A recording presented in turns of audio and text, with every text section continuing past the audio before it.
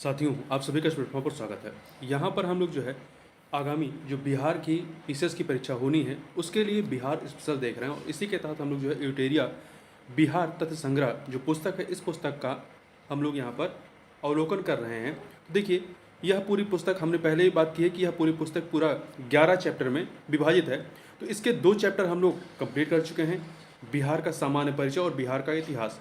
आज की वीडियो में हम लोग इसका जो तीसरा चैप्टर है बिहार का भूगोल, इस बिहार के भूगोल को इस वीडियो में हम लोग कवर करेंगे। तो चलिए प्रारंभ करते हैं बिहार के भूगोल। देखिए, बिहार भौगोलिक रूप से एक मैदानी राज्य है। यह गंगा के मैदानी क्षेत्र में बसा एक समृद्ध क्षेत्र है। यह नेपाल के तराई क्षेत्र से विंध्य पहाड़ी एवं धारवाड़ के चट्टानी क्षेत्र तक विस्तृत है। बिहार पूर्वी भारत में स्थित राज्य है जो भौगोलिक रूप से 3 भागों में विभाजित है।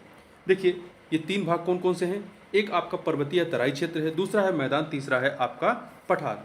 अब ये तीनों जो है उप विभागों में या उप शाखाओं में विभाजित है। जैसे आपका पर्वतीय तराई क्षेत्र जो है ये सोमेश्वर श्रेणी, रामनगर दून और दून घाटी इसमें विभाजित है। आप यहाँ मैप में आप देखें तो ये देखिए, आपको यहाँ पे जो पर्वतीय क्षेत्र ये वाला हिस्सा है यहाँ पर है, इसमें सबसे ऊपर सोमेश्वर श्रेणी है, फिर दून घाटी, फिर रामनगर दून है। तो ध्यान रखिएगा। अब इसके बाद आपका जो आता है मैदान, मैदान आपका उत्तरी गंगा का मैदान और दक्षिणी गंगा का मैदान। देखिए, गंगा नदी आप देखें तो बिहार को लगभग 2 भागों में विभाजित कर देती है।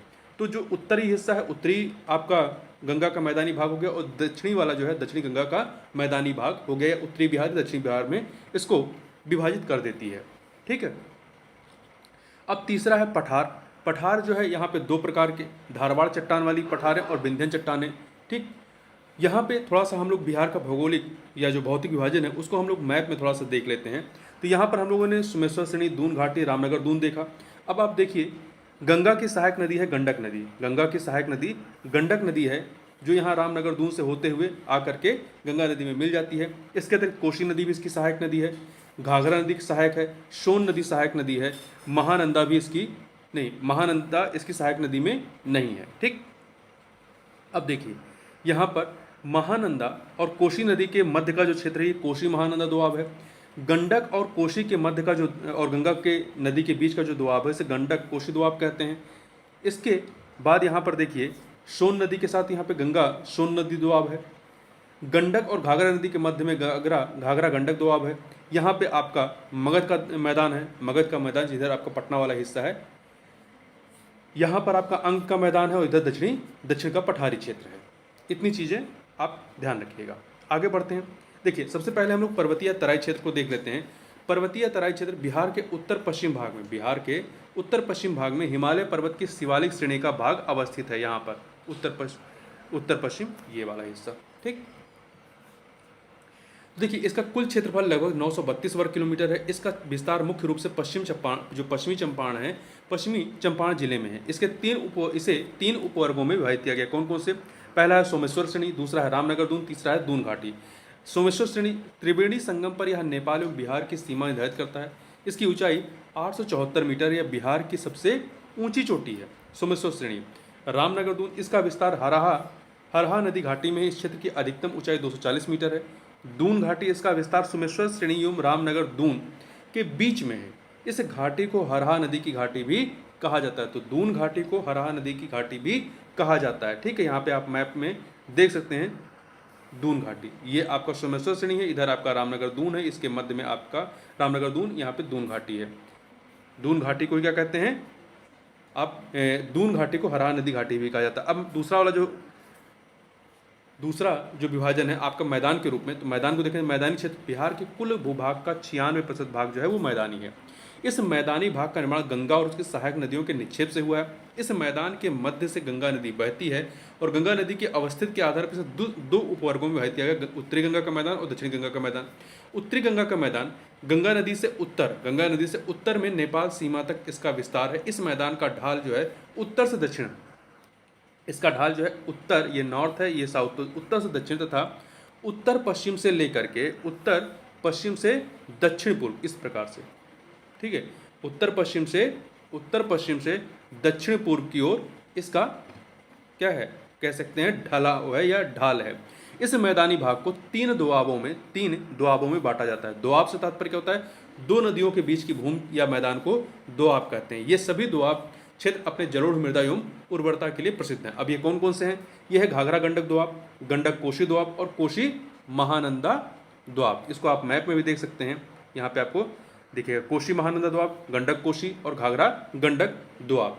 ये उत्तरी जो गंगा का मैदान है ये 3 भागों में बटा हुआ है। ठीक, अब देखिए आगे दक्षिण गंगा का मैदान। गंगा नदी से दक्षिण और दक्षिण का पहाड़ी क्षेत्र के मध्य दक्षिण गंगा का मैदान अवस्थित है। उत्तरी गंगा मैदान की तुलना में इसका आकार जो है छोटा है। इसका निर्माण गंगा के अतिरिक्त पठारी नदियों के निक्षेप से हुआ है। इस क्षेत्र को भी 3 उपवर्गों में बांटा जाता है। एक है गंगा सोन दोआब, मगध का मैदान और अंग का मैदान। यहाँ पे आप मैप में देख सकते हैं। तो ये आपको गंगा सोन दोआब है, इधर आपका मगध का दोआब है और ये अंग का दोआब है। ठीक, आगे बढ़ते हैं, पठार की बात कर लेते हैं। पठार बिहार के दक्षिणी सीमा पर पठार एवं पहाड़ी क्षेत्र है। दक्षिणी सीमा ये आपका यहाँ पर, एक सेकेंड, ये दक्षिण का पठारी क्षेत्र, ये वाला हिस्सा जो है पठारी क्षेत्र है। तो आपका बिहार के दक्षिणी सीमा पर पठार एवं पहाड़ी क्षेत्र है जो झारखंड से सीमा साझा करते हैं। दक्षिण में इस पठारी क्षेत्र में 2 क्रम की चट्टानें अवस्थित है। कौन कौन? धारवाड़ चट्टानें हैं और विंध्य चट्टानें। धारवाड़ चट्टानें आपके किन जिलों में पाई जाती हैं? तो मुंगेर, जमुई, नवादा, गया आदि जो जिले हैं, मुंगेर, जमुई, नवादा और गया आदि जिलों में पाई जाती हैं। वहीं विंध्यन चट्टानें जो हैं ये कैमूर और रोहतास, ठीक है, रोहतास की सीमा आप देखेंगे तो झारखंड और उत्तर प्रदेश दोनों से लगती है। अन्य महत्वपूर्ण तथ्य देखें तो बिहार के उत्तरी गंगा के मैदान में प्राकृतिक रूप से जलमग्न निम्न भूमि क्षेत्र को चौर या मन कहा जाता है। क्या कहता है? चौर या मन कहा जाता है। वहीं गंगा के मैदानी बाढ़ क्षेत्र में बनने वाले विशेष आकृति को दियारा प्रदेश कहते हैं। उत्तरी गंगा मैदान में कई मन या जो जलमग्न निम्न भूमि क्षेत्र जिसे मन या चौर कहते हैं, मन या चौर गोखुर झीलों के रूप में पाए जाते हैं। दक्षिणी गंगा मैदान में तटबंध से लगे दक्षिण की ओर गहराई वाले क्षेत्र को टाल कहा जाता है। उत्तरी गंगा का मैदान बाढ़ की विभीषिका के लिए प्रसिद्ध है। जैसे यहाँ पे कोसी नदी है आपकी, तो कोसी नदी में हर साल बाढ़ आती है जिससे कि बिहार में काफ़ी नुकसान होता है। आगे देखें, यहाँ पर देखिए, यहाँ पे थोड़े से चट्टानों के प्रकार देख लेते हैं और इनका निर्माण कब हुआ, कौन से क्षेत्र में, उसकी विशेषताएं क्या हैं।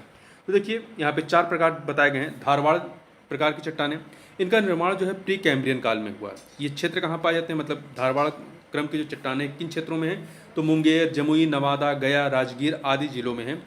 ये बिहार में सबसे प्राचीन पहाड़ी क्षेत्र हैं। विंध्यन प्रकार की चट्टानों की बात करें तो ये प्री कैम्ब्रियन की भी हैं। कैमूर और रोहतास में इनका विस्तार है। इसकी विशेषता क्या है? दूसरा प्राचीन पहाड़ी क्षेत्र है और सीमेंट उद्योग चूना पत्थर के लिए प्रसिद्ध है। तीसरा है टर्सरी, ये प्लीस्टोसीन काल के चट्टानें हैं। प्लीस्टोसीन काल की टर्सरी जो चट्टानें हैं, ये देखिए आपको जो पश्चिमी चंपारण है, ऊपर आप उत्तर साइड में देखेंगे तो वहाँ पे मिलेंगी। सोमेश्वर पहाड़ी क्षेत्र स्थित क्षेत्र यहाँ पर जो है, इसकी विशेषता क्या है कि आपको सोमेश्वर पहाड़ी स्थित क्षेत्र है, यहाँ पे सबसे नवीन पहाड़ी क्षेत्र है, क्योंकि ये क्या है, हिमालय का ही एक विस्तार है, ठीक है, शिवालिक श्रेणियों का ही। क्वाटनरी, ये प्लीस्टोसीन एवं होलोसीन काल की हैं, गंगा के मैदानी क्षेत्र में हैं, इस प्रकार चट्टानें पाई जाती हैं। इनकी विशेषता क्या है कि बिहार का अधिकांश भाग जो है मैदानी है और कृषि के लिए सबसे उपयुक्त है। बिहार की जलवायु की बात कर लेते हैं तो देखिए, किसी क्षेत्र के दीर्घकालिक मौसम की औसत दशाओं को जलवायु कहते हैं। बिहार की जलवायु उपोष्णकटिबंधीय या उपोष्ण मानसूनी जलवायु है। किसी क्षेत्र की जलवायु जो होती है वो विभिन्न कारकों से प्रभावित होती है। बिहार में जलवायु को प्रभावित या निर्धारित करने वाले जो प्रमुख कारक हैं कौन कौन से हैं, तो वो है अक्षांशीय स्थिति, मतलब उपोष्ण क्षेत्र, उत्तर में हिमालय पर्वत की उपस्थिति, बंगाल की खाड़ी से दूरी, उच्चावच, मानसून का प्रभाव इत्यादि जो हैं ये प्रभावित करने वाले कारक हैं। बिहार के उत्तरी भाग एवं दक्षिणी भाग के मैदान के भौगोलिक दिशाओं में अंतर के कारण विभिन्न भूगोल वेदताओं ने बिहार की जलवायु को अलग अलग प्रकार से वर्गीकृत किया है।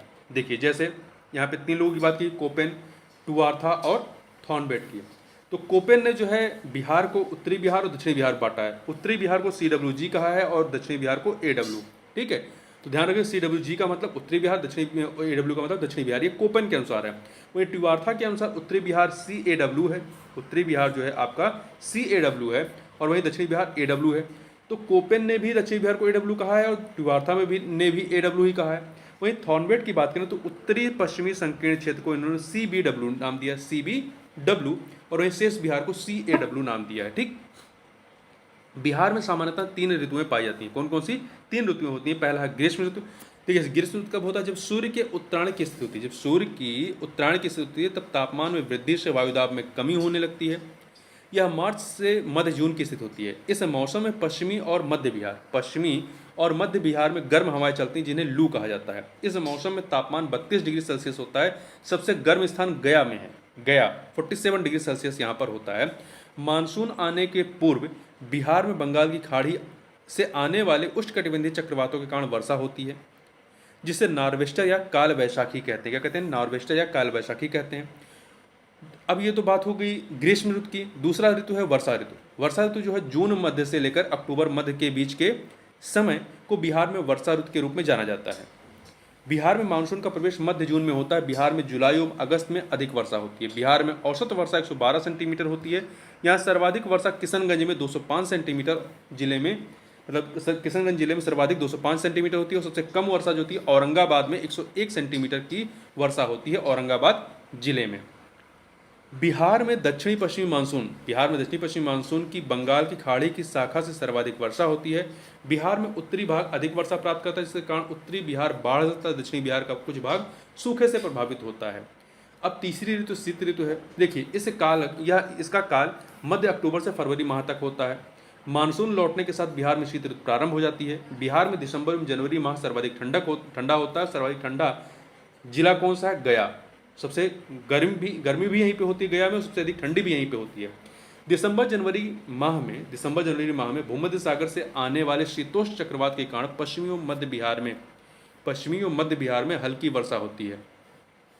ये वर्षा रबी फसल के लिए लाभदायक होती है। ऐसी वर्षा आपकी उत्तर प्रदेश में भी होती है। अत्यधिक ठंड जो है बिहार में रबी फसल के लिए काफ़ी लाभदायक होती है। अब बिहार में कृषि जलवायु क्षेत्र के बारे में बात करें तो बिहार में कृषि की दशाओं एवं फसल वर्गीकरण के आधार पर कृषि जलवायु क्षेत्र को 3 भागों में या 3 वर्गों में विभाजित किया गया है। दक्षिणी बिहार के तीसरे वर्ग को 2 उपवर्गों में विभाजित किया गया है। ठीक, ऐसे तो कुल 3 जोन में है, पर जो तीसरा जोन है आपका दक्षिणी बिहार का, उसको 2 उप जोन में बदल दिया गया है, बांटा गया है। तो यहाँ पर हम लोग थोड़ा सा देख लेते हैं। जैसे कि जोन वन में आपके 13 जिले हैं। जोन 1 में कितने जिले हैं? 13 जिले हैं। आप यहाँ मैप में देखें जोन 1 को, ये जो 13 जिले हैं ये कह सकते हैं हल्के ब्लू से इसको दिखाया गया है। इसमें आपका पश्चिमी चंपारण, पूर्वी चंपारण, सीतामढ़ी, शिवहर, मधुबनी, दरभंगा, समस्तीपुर, बेगूसराय, वैशाली, मुजफ्फरपुर, सारण, सिवान और गोपालगंज। ठीक, वहीं जोन 2 में कितने हैं? जोन 2 में 8 जिले हैं। जोन 2 में आपके 8 जिले हैं: सुपौल, अररिया, किशनगंज, पूर्णिया, कटिहार, खगड़िया, सहरसा और मधेपुरा। फिर आपका जो दक्षिणी जोन है, तीसरा जोन, ये 2 भागों में बटा है। जोन ए में 6 हैं, जोन ए में आपके 6 हैं, और जोन बी में 11। इस प्रकार से कुल 17 हैं, जबकि जोन 1 में 13 हैं। तो यदि केवल तीनों जोनों को बात करें, सबसे अधिक जिले किस में हैं? आपके जोन 3 में। ठीक है, तो जोन 3 के ए में जो है कितने जिले हैं? 6 जिले। अब ये 6 जिले कौन कौन से हैं? तो यहाँ मैप में आप देख सकते हैं 6 जिले: भागलपुर, बांका, जमुई, मुंगेर, लखीसराय और आपका शेखपुरा है। ठीक है, शेखपुरा है। वहीं जोन 3B में 11 जिले हैं। अब ये 11 जिले कौन कौन से हैं? तो देखिए बक्सर, भोजपुर, पटना, नालंदा, नवादा, गया, जहानाबाद, अरवल, औरंगाबाद, रोहतास, कैमूर, ये आपके जोन 3B में है। ठीक, देखिए विभिन्न कृषि जलवायु क्षेत्र की विशेषताओं को निम्नलिखित सारणी में देखा जा सकता है। पहला जोन 1 कहाँ पे है? उत्तर पश्चिमी क्षेत्र। जो आपका जोन 1 है ये उत्तर पश्चिमी क्षेत्र में है। ठीक है, देखिए इस क्षेत्र में औसत वर्षा 104 से 145 सेंटीमीटर तक होती है। यहाँ खादर मिट्टी की प्रधानता है। मुख्य फसलें यहाँ पे क्या है? गन्ना, गेहूँ, धान, अरहर, मक्का आदि। जोन 2 उत्तर पूर्वी क्षेत्र। जोन 2 आपका उत्तर पूर्वी क्षेत्र, जिसमें आपके कुल कितने जिले हैं? 8 जिले हैं। इस क्षेत्र में औसत वर्षा 120 से 140 सेंटीमीटर तक होती है। यहाँ वर्षा ज़्यादा हो रही है। ठीक है, मुख्य फसलें क्या है? जूट, धान, चाय, मक्का आदि। जोन 3 जो है आपका दक्षिणी क्षेत्र जो है आपका, जिसमें कुल क्या है? 11 + 6 कुल 17 जिले हैं। ठीक है, तो इसकी विशेषता क्या है? इस क्षेत्र में औसत वर्षा 95 से लेकर 115 सेंटीमीटर तक होती है। यहाँ बांगर मिट्टी की प्रधानता है। मुख्य फसलें गेहूँ, दाल, अरहर, चना आदि है। तो सबसे अधिक वर्षा आप देखें कहाँ पे होती है? जोन 2 में उत्तर पूर्वी क्षेत्र में। सबसे कम कहाँ होती है? जोन 3 में आपका दक्षिणी क्षेत्र। ठीक। बिहार का अपवाह तंत्र देख लेते हैं। बिहार इसमें सबसे पहले बिहार की नदियों की बात करते हैं। बिहार अपवाह तंत्र के दृष्टि से एक समृद्ध राज्य है। यहाँ नदियों एवं उनकी सहायक नदियों का विस्तृत जाल है। अपवाह तंत्र के आधार पर बिहार की नदियों को दो उपवर्गों में विभाजित किया गया है। पहला हिमालयी नदियाँ, दूसरा है पठारी नदियाँ। देखिए, हिमालयी नदियों की विशेषता क्या है? ये सदा नीरा है या वर्ष भर जल प्रवाह वाली नदियाँ हैं। ये उत्तर से दक्षिण की ओर प्रवाहित होती हैं। ये नदियाँ पूर्ववर्ती होती हैं। ये नदियाँ बड़े बड़े डेल्टा बनाती हैं। ये नदियाँ बाल्य अवस्था में हैं। ये मार्ग परिवर्तन एवं गोखुर झील बनाने वाली नदियाँ हैं। अत्यधिक जल संग्रहण के कारण बाढ़ का कारण बनती हैं। इनमें जो कौन सी नदियाँ हैं? गंगा, गंडक, कोसी, महानंदा, बागमती आदि। वहीं आपके जो पठारी नदियाँ हैं, ये वर्षा आधारित नदियाँ, जब बरसात तभी इसमें पानी रहता है अधिकतर। ये दक्षिण से उत्तर की ओर प्रवाहित होती हैं, मतलब हिमालयी नदियों के जस्ट अपोजिट। ये नदियाँ अनुवर्ती होती हैं, जबकि हिमालयी नदियाँ पूर्ववर्ती होती हैं। ये नदियाँ डेल्टा, छोटे डेल्टा बनाती हैं। ये नदियाँ प्रौढ़ अवस्था में हैं। ये सीधी गमन करने वाली नदियाँ हैं, मतलब गोखुर झील नहीं बनाती हैं, मार्ग परिवर्तन नहीं करती हैं, बाढ़ की कम संभावना होती है। इसमें आपके सोन, पुनपुन, फल्गु, अजय इत्यादि नदियाँ हैं। ठीक। यहाँ बिहार की नदियों को मैप में देख सकते हैं। तो देखिए, आपकी उत्तरी बिहार की नदियों में कौन कौन सी हैं? जो हिमालयी नदियाँ हैं आपकी, इसमें घाघरा है, गंगा है, गंडक है, बूढ़ी गंडक, बागमती, कमला, कोशी, महानंदा, मोची इत्यादि हैं। वहीं दक्षिणी बिहार की जो नदियां हैं, जो कि आपकी पर्वतीय नदियां हैं, पठारी नदियां हैं, ये आपकी कौन कौन सी? इसमें आपकी कर्मनाशा है, सोन है, पुनपुन है, निरंजना है, मोहाना है, ये मिलकर फल्गु बनाती हैं। किऊल नदी है, ये सभी हैं। ठीक है। अब थोड़ा सा अलग अलग नदियों के बारे में बात कर लें। गंगा नदी का उद्गम कहाँ से होता है? गंगोत्री अर्थात उत्तराखंड से। इसका संगम या मोहाना कहाँ पे जाकर के गिरती है? बंगाल खाड़ी में। 445 किलोमीटर बिहार में लंबाई है। घाघरा तिब्बत से निकलती है और ये गंगा नदी से सारण जिले में मिलती है। बिहार के सारण जिले में मिलती है। 83 किलोमीटर इसका प्रवाह है बिहार में। गंडक नेपाल से निकलती है और बिहार के सोनपुर में आकर के गंगा से मिलती है। 260 किलोमीटर यह बिहार में प्रवाहित होती है। बूढ़ी गंडक सोमेश्वर पहाड़ी से निकलती है। सोमेश्वर पहाड़ी जो कि बिहार में ही ऊपर साइड में है, सोमेश्वर पहाड़ी से निकलती है और बिहार के खगड़िया जिले में आकर के गंगा से मिलती है। 320 किलोमीटर की आपकी प्रवाह लंबाई है बिहार में। बागमती महाभारत श्रेणी से निकलती है, नेपाल। कोसी नदी की सहायक है, कोसी में मिल जाती है, 394 किलोमीटर। कमला ये भी महाभारत श्रेणी से निकलती है, नेपाल के, कोसी में मिल जाती है। कोसी नदी ये आपका नेपाल के गोसाई स्थान से निकलती है और बिहार कटिहार जिले में गंगा नदी में आके मिल जाती है। 260 किलोमीटर इसका प्रवाह क्षेत्र है। महानंदा पश्चिम बंगाल के दार्जिलिंग जिले की पहाड़ी से निकलती है और मालदा में आकर के गंगा से मिलती है। कर्मनाशा विंध्य पहाड़ी से निकलती है, चौसा के नज़दीक गंगा से मिलती है। सोन अमरकंटक पहाड़ी से निकलती है, मध्य प्रदेश के। दानापुर के पास आकर के गंगा से मिलती है। पुनपुन ये झारखंड के पलामू से निकलती है और ये फतुहा में गंगा से मिलती है। फल्गु या निरंजना छोटा नागपुर पठार से निकलती है, पुनपुन नदी के साथ गंगा में मिल जाती है। अजय जमुई से निकलती है, जमुई जिला भी है, जमुई से निकलती है, गंगा में ये पश्चिम बंगाल में मिलती है। किऊल ये झारखंड के हजारीबाग से निकलती है और लखीसराय के पास गंगा में मिल जाती है। शकरी छोटा नागपुर पठार से निकलती है और किऊल नदी के साथ गंगा में जाकर के मिल जाती है। गंगा नदी की बात करें तो गंगा नदी उत्तराखंड के गंगोत्री ग्लेशियर से निकलती है। इसकी लंबाई 2525 किलोमीटर है, जिसमें बिहार में इसकी लंबाई 445 किलोमीटर है। देवप्रयाग में अलकनंदा और भागीरथी दोनों नदियों के मिलने के बाद इस नदी को गंगा के नाम से जाना जाता है। उसके पहले भागीरथी कहते हैं। गंगा नदी बिहार की सबसे प्रमुख नदी एवं प्रवाह तंत्र का आधार है। गंगा नदी बिहार में बक्सर जिले में चौसा के समीप प्रवेश करती है और कटिहार एवं भागलपुर से सीमा बनाती हुई बिहार से बाहर पश्चिम बंगाल में चली जाती है। इस दौरान गंगा नदी बिहार के 12 जिलों से गुजरती है। बिहार में गंगा नदी की सर्वाधिक लंबाई पटना में है। गंगा की सहायक नदियों में घाघरा, गंडक, बूढ़ी गंडक, कोशी, सोन, पुनपुन आदि नदियां बिहार में गंगा से मिलती हैं, जबकि महानंदा, अजय बिहार से बाहर गंगा में मिलती हैं। ठीक है। बांग्लादेश में इसे पद्मा नदी कहा जाता है और अंततः यह बंगाल खाड़ी में गिरती है। घाघरा नदी के बारे में बात करें तो यह तिब्बत के मानसरोवर के पास से निकलती है और बिहार के सीमा में प्रवेश करती है। उत्तर प्रदेश और बिहार की सीमा पर बहती हुई सारण में गंगा में मिल जाती है। इसके अन्य नाम क्या मिलते हैं घाघरा के? मैदानी क्षेत्रों में सरयू कहते हैं, गोगरा भी कहते हैं और नेपाल में करनाली नदी भी कहा जाता है घाघरा को। इसकी सहायक नदियाँ राप्ती, छोटी गंडक, शारदा, भेरी, शेती आदि हैं। गंडक नदी के बारे में बात करें, गंडक गंडक नदी को नारायणी, मैदानी भाग में नारायणी नदी भी कहते हैं। इसके अतिरिक्त इसे सप्तगंडकी, नेपाल में शालिग्रामी भी कहा जाता है। गंडक की मुख्य धारा धौलगिरी और अन्नपूर्णा श्रेणियों को पार करते समय गार्ज बनाती है। गार्ज इस प्रकार से पी आकार का गार्ज बनाती है। और बिहार में पश्चिमी चंपारण के भैंसा लोटन में प्रवेश करती है। बिहार में भैंसा लोटन जो कि पश्चिमी चंपारण में, वहाँ पर प्रवेश करती है। या उत्तर प्रदेश और बिहार के बीच 45 किलोमीटर की सीमा बनाती है गंडक नदी। इसकी सहायक नदियों में काली गंडक, त्रिशूली और बूढ़ी गंडक आदि हैं। इसमें मिलने वाले गोल गोल काले पत्थरों को शालिग्राम कहा जाता है। बूढ़ी गंडक नदी जो कि गंडक की सहायक नदी है, सोमेश्वर श्रेणी के पश्चिमी भाग से निकलकर पश्चिमी चंपारण, पूर्वी चंपारण, मुजफ्फरपुर, समस्तीपुर, बेगूसराय जिलों में बहते हुए अंत में खगड़िया जिले में आकर गंगा नदी में मिल जाती है। इसका अन्य नाम क्या है?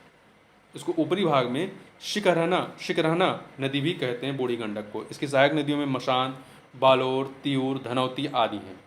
बागमती नदी के बारे में बात करें, यहाँ नेपाल में हिमालय के महाभारत श्रेणी से निकलती है। या बिहार में सीतामढ़ी जिले में प्रवेश करती है तथा अंत में गंगा नदी में विलीन हो जाती है। पहले यह बूढ़ी गंडक में मिलती थी, लेकिन अब यह कमला नदी से मिलकर कोसी नदी में मिल जाती है। बागमती नदी। इसकी सहायक नदियों में लाल बकिया, लखनदेई, मनोहरा, अधवारा और विष्णुमती आदि हैं। नेपाल में इस नदी के तट पर काठमांडू एवं पशुपतिनाथ मंदिर स्थित हैं।